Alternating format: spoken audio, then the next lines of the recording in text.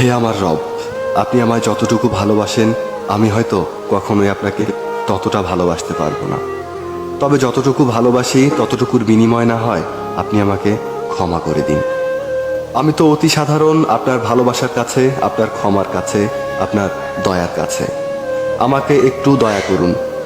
আমি জান্নাত চাই না, আমি আপনার নৈকট্য চাই, আমি আপনাকে চাই। আমি আপনাকে এমনভাবে ভালোবাসতে চাই যেভাবে ভালোবাসলে আপনি আমার উপর সন্তুষ্ট হয়ে যাবেন। আমি জানি আপনার রহমত ব্যতীত আপনাকে পরিপূর্ণ ভালোবাসা সম্ভব নয়।